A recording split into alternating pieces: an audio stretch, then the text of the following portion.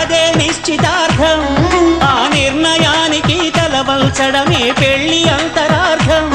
శతమానం భవతి అంటుంది శ్రావణ మాసం, శ్రావణ మాసం, శ్రావణ మాసం. తెలుగువారి పెళ్లి ఇలవైకుంఠమే మళ్ళీ, సంప్రదాయమే సౌందర్యంగా సాగుతున్న పెళ్లి, ఇది తెలుగువారి పెళ్లి.